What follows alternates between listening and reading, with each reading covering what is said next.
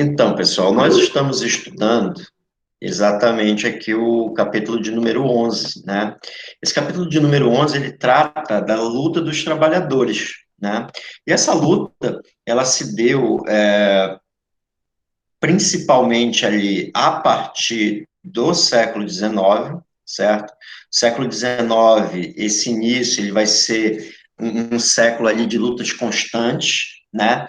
E nomes, assim, do imaginário europeu de lutas por parte dos trabalhadores vão ser lembrados aí, como o General Lud, como Caverna do Robin Hood, Escritório de Ned Ludd, que eram todas manifestações através de cartas que o grupo de proletários, o grupo de trabalhadores, mandava essas cartas em ameaça, né, aos patrões, e todas elas endereçadas aí com esse nome, com esses nomes imaginários, esses nomes lendários.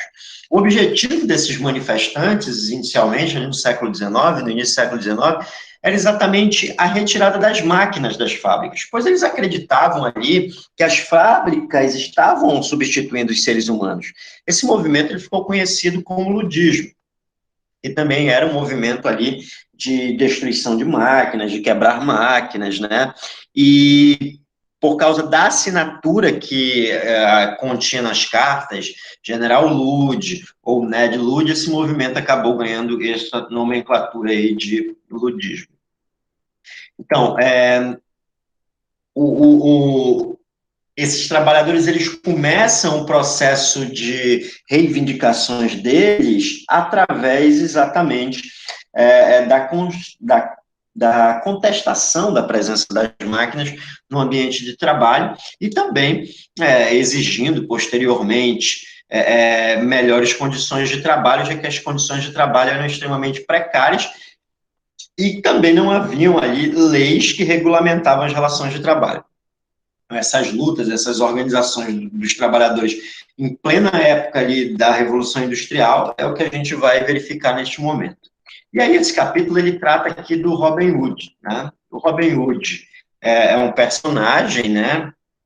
Existem vários filmes, livros sobre o Robin Hood, mas o Robin Hood é uma lenda, né? É uma lenda, e uma lenda que fala que ele roubava dos ricos e fazia a doação aos pobres, tendo ali um caráter de banditismo social, esse banditismo social no sentido de tentar amenizar as cobranças de impostos que eram estabelecidas ali pelos senhores e ajudar os camponeses e as pessoas mais pobres, né?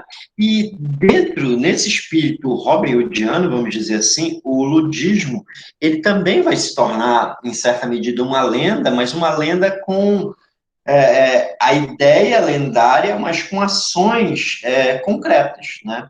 Essas ações concretas são justamente ações ali de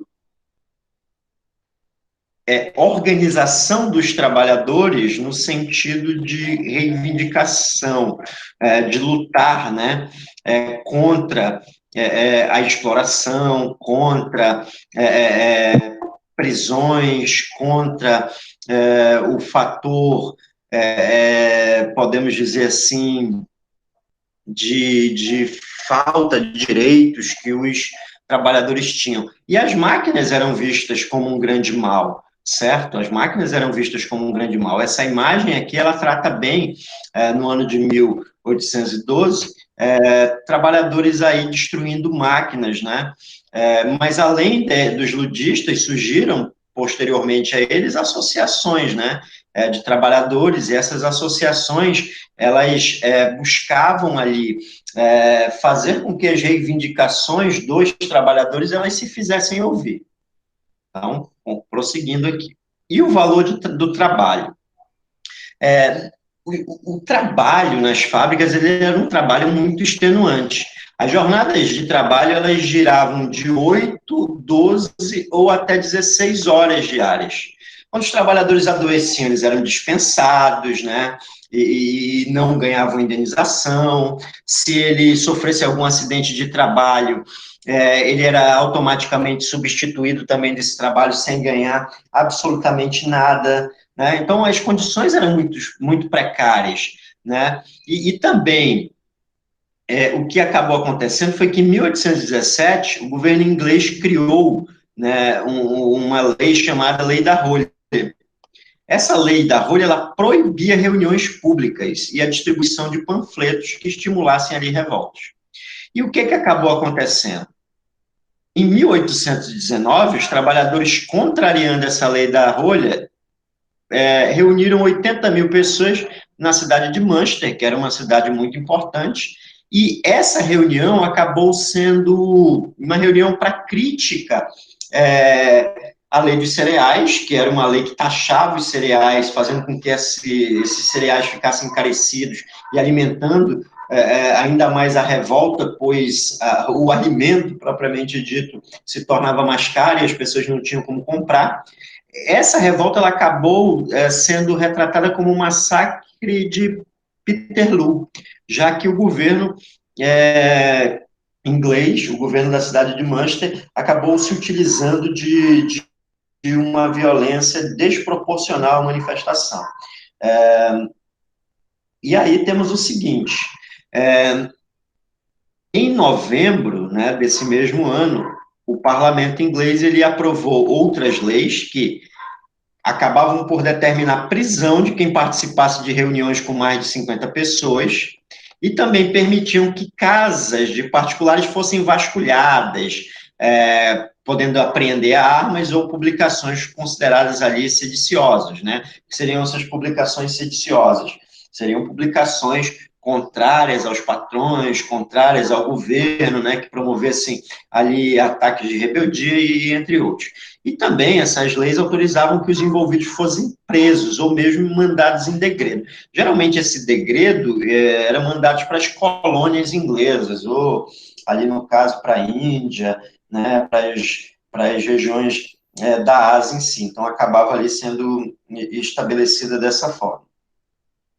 E aí os trabalhadores passaram a ser vistos, em certa medida, como criminosos em potencial, né? E o quebra-quebra das máquinas, devido a essas leis opressivas, acabou ali por diminuir, né? Justamente com essa repressão do governo, que era uma repressão muito, como nós podemos dizer, muito dura, né? E outro fator é que, nesse ambiente de trabalho, muitas vezes o trabalho das mulheres e o trabalho das crianças eram utilizados com bastante, podemos dizer assim, com bastante força, né?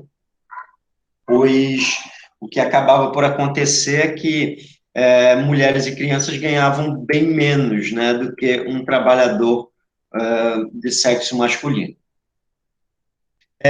A burguesia, em certa medida, a burguesia, ela não acreditava muito que os trabalhadores eles pudessem ter capacidade de se organizar politicamente. Contudo, os trabalhadores eles acabaram deixando aquela ideia de quebrar máquinas de lado e, ao longo de todo o século XIX, formou-se ali a denominada classe operária inglesa.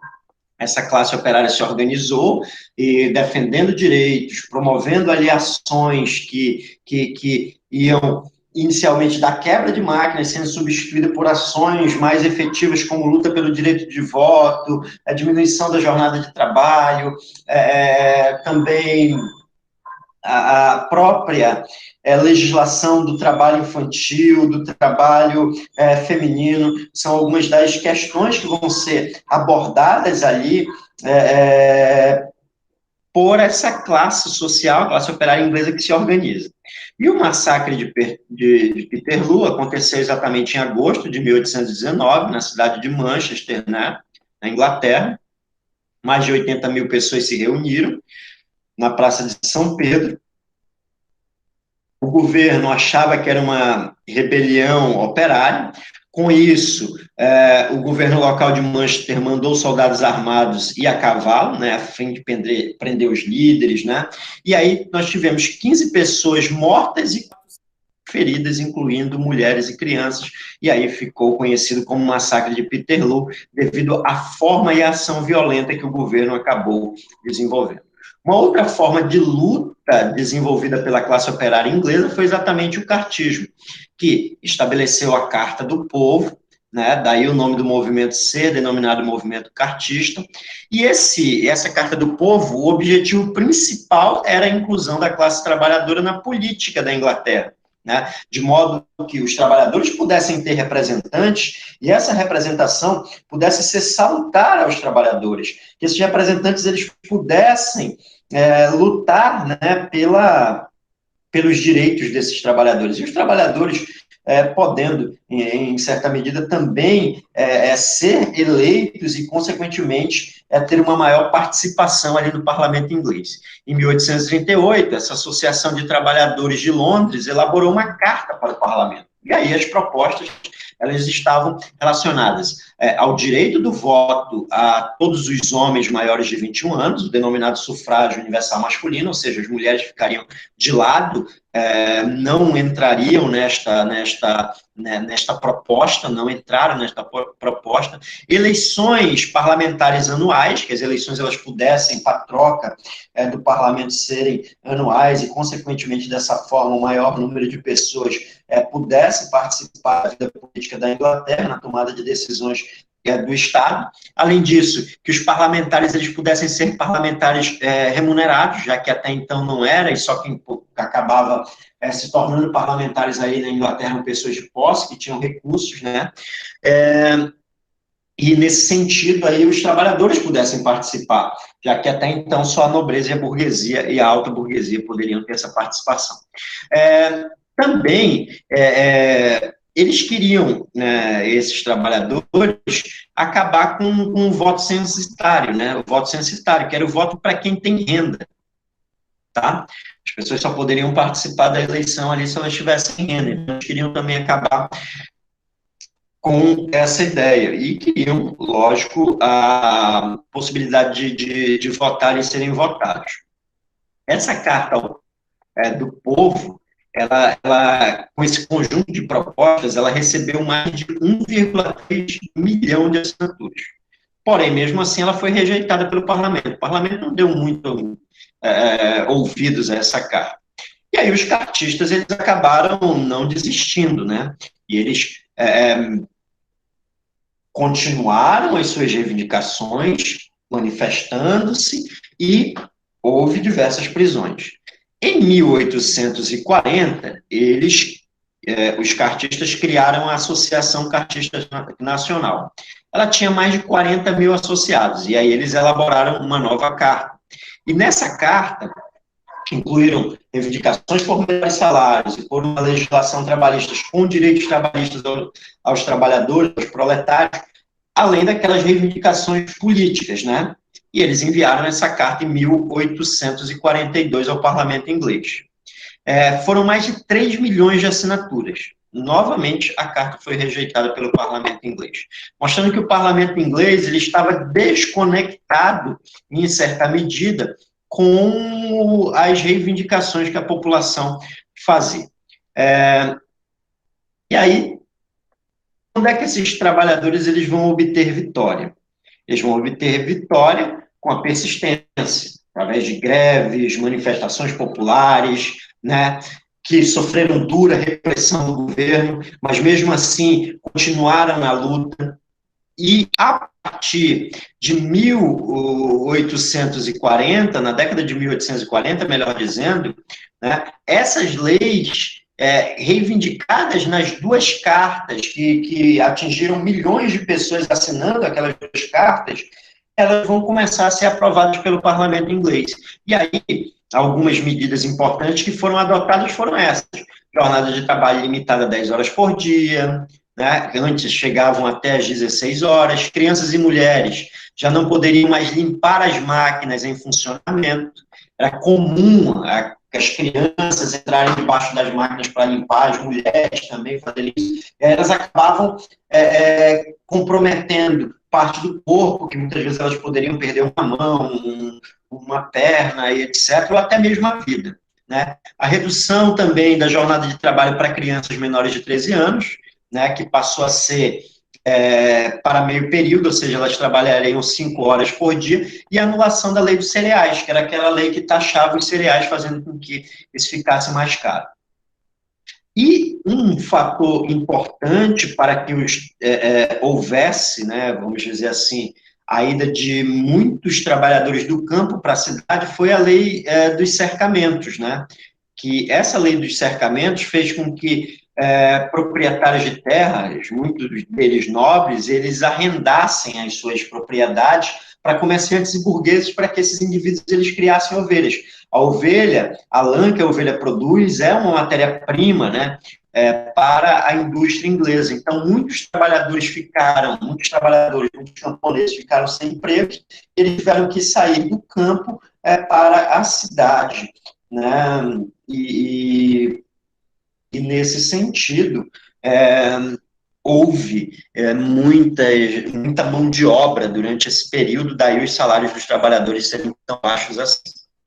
E tivemos organizações, vamos dizer, mais intelectualizadas, né, como ideias socialistas e o anarquismo, que vão acabar surgindo. Essas ideias surgem devido às desigualdades sociais existentes. E aí são estabelecidas propostas, né, propostas em contrariedade à concentração da riqueza nas mãos de poucos homens, né, enquanto uma massa enorme de pessoas vive na miséria. Então, é a partir daí que surgem as ideias socialistas e anarquistas na Europa. Os primeiros socialistas, né, que surgiram ali nas primeiras décadas do século XIX, eles tinham a pretensão de humanizar o capitalismo, né? E esses indivíduos, eles acabaram ficando conhecidos como socialistas utópicos, como, por exemplo, o empresário britânico Robert Owen, né? Ele fundou cooperativas de trabalho, né? Cooperativas são associações ali que reúnem as pessoas em busca de um benefício que atenda o bem comum, que atenda a todos. E nessas cooperativas ele fundou escolas, criou moradias para os trabalhadores, armazéns, onde eles podiam comprar alimentos mais baratos, né? As cooperativas do Owen tinham também uma jornada máxima de trabalho de 10 horas diária, né? E, nesse momento, ainda não haviam ali as leis parlamentares que tratassem desse assunto, elas vão ser leis posteriores, tá? Outros nomes também importantes, na França, de socialistas utópicos, o Conde de Saint-Simon, Claude Henry Rouvreau, né? E também Robert Owen e Charles Fourier são nomes ali importantes para a difusão dessas ideias do socialismo utópico, né? Que foi assim que eles foram chamados pelos socialistas científicos. E o socialismo científico ele vai ser desenvolvido pelo Karl Marx e pelo Friedrich Engels, né? Eles vão fazer uma crítica a Owen, a Fourier e a Saint-Simon, dizendo e afirmando que esse socialismo que eles desenvolveram era utópico, porque ele não solucionava o problema das desigualdades, não solucionava o problema da exploração do homem pelo homem, né? E o Marx e o Engels diziam que as duas classes principais ali no século XIX era a classe burguesa e a classe proletária. A burguesia eram os donos do capital, né, e os proletários eram aqueles que nada tinham a não ser a força do trabalho. E quando esses trabalhadores eles se entendessem como explorados, tivessem a consciência de tal situação, eles deveriam se unir e a partir dessa união eles poderiam retirar a burguesia do poder, tomar o poder e estabelecer o comunismo, com a chamada ditadura do proletariado, que seria exatamente a socialização de todos os meios de produção, né, por intermédio do Estado, todos seriam donos das terras, das águas, dos minérios, das máquinas, assim nasceria a sociedade comunista. Em 1848, esses dois indivíduos, o Marx e o Engels, eles publicaram o Manifesto Comunista, né, onde eles propunham exatamente o movimento dos trabalhadores de maneira universal por todo o mundo, né, para que criassem uma sociedade, na visão deles, mais justa e igualitária, daí eles proferirem a frase trabalhadores de todo o mundo unidos, né. E o socialismo na Inglaterra, ele acabou tendo como um dos grandes nomes o Friedrich Engels, que era o parceiro intelectual do Marx, né, que também é um dos autores ali do Manifesto Comunista. Já os anarquistas são um outro grupo político, eles defendiam também o fim da exploração social, defendiam o fim do capitalismo, certo? Diferente do socialismo, os anarquistas eles defendiam uma sociedade sem governo. O socialismo ele prega que possa existir uma sociedade ali com governo e, posteriormente, quando não existirem desigualdades sociais, esse governo deixe de existir. Já o anarquismo, não, ele é altamente radical, dizendo que as sociedades deveriam se organizar sem governo, daí a palavra anarquista significa ausência de poder, né? E nesse sentido, os anarquistas defendiam que os homens deveriam contribuir entre si para o bem-estar do grupo, sem chefe, sem propriedade, sem dinheiro. Um dos maiores nomes do socialismo foi exatamente o Joseph Proudhon, né, que acabou ali dizendo que a propriedade privada era um roubo, o roubo de uns em detrimento dos outros, né? Então, ele acabava estabelecendo essas ideias. Os anarquistas, eles queriam exatamente uma revolução imediata, a tomada de poder imediata e o fim do Estado. Não precisaria existir aquela ditadura do proletariado que buscasse acabar com as desigualdades sociais. Diziam que, a partir do momento que os governos eles fossem destituídos, as classes sociais e a propriedade privada também seriam suprimidas. E os homens voltariam, vamos dizer assim, ao estado natural. Cada um fazendo aquilo que as suas aptidões naturais determinassem, né? Contribuindo, assim, para a satisfação do grupo. E, nesse sentido, nós temos essa célebre frase, ainda atribuída ao Karl Marx, né? Trabalhadores de todo o mundo unidos, justamente porque o Marx acreditava que os trabalhadores eram a classe que seria a classe revolucionária. Esse sonho do Marx, a partir de 1866, acaba sendo estabelecido na primeira reunião da Associação Internacional dos Trabalhadores, a AIT, né, onde dessa reunião participaram ali socialistas, comunistas, republicanos, democratas, radicais, anarquistas e cartistas, tá? Que formaram aí essa Associação dos Trabalhadores.